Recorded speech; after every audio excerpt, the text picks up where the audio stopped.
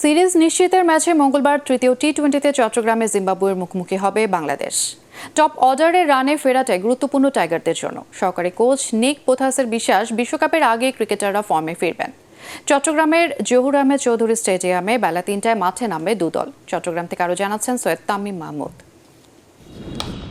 বিশ্বকাপের আগে খেলোয়াড়দের প্রস্তুতি নিতে যে সিরিজের আয়োজন তা কি সঠিকভাবে হচ্ছে, এ নিয়ে প্রশ্ন তোলাই যায়। ছোট দলের বিপক্ষে হারার ভয়ে যেন বেশি চিন্তিত টিম টাইগার।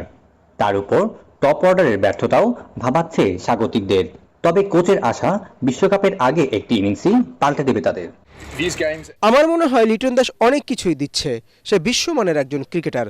অবিশ্বাস্য বিশ্বকাপ থেকে সে মাত্র এক ইনিংস দূরে আছে। অনেক রান করবে বলেই বিশ্বাস করি। এদিকে সিরিজ জয়ের লক্ষ্যে কিনা আগে ব্যাটিং করার সুযোগ নিচ্ছে না টিম টাইগার।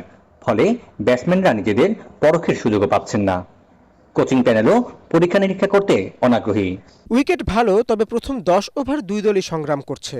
এই ওভারগুলোই চ্যালেঞ্জিং, মোটেও সহজ নয়। আমাদের মনে হয় তাদের বিপক্ষে আমাদের ছেলেরা ভালোই করছে। তৃতীয় ম্যাচে নামার আগে দলের ঐচ্ছিক অনুশীলনে ঘাম ঝরিয়েছেন সৌম্য, আফিফ, সাকিব, ইমনরা। মঙ্গলবার দুপুর 3টায় সিরিজের তৃতীয় টি-20তে মুখোমুখি হবে বাংলাদেশ জিম্বাবুয়ে। চট্টগ্রামের উইকেট আর কন্ডিশনের দোহাই দিয়ে বারবার ব্যাটিং ব্যর্থতাকে আড়াল করার চেষ্টা করা হলেও যুক্তরাষ্ট্র কিংবা উইন্ডিজের উইকেটের চরিত্র সম্পূর্ণ ভিন্ন। তার সাথে দলের টপ অর্ডারদের ফর্মহীনতা বেশ ভাবাচ্ছে টিম ম্যানেজমেন্টকে। তাই আসন্ন বিশ্বকাপের আগে দলে থাকা সৌম্য, ইমনদের পর্যাপ্ত সুযোগ দিয়ে সঠিক কম্বিনেশন ঠিক করতে চায় টিম ম্যানেজমেন্ট। চট্টগ্রামের জহুর আহমেদ চৌধুরী স্টেডিয়াম থেকে সৈয়দ তামিম মাহমুদ, এটিএন বাংলা।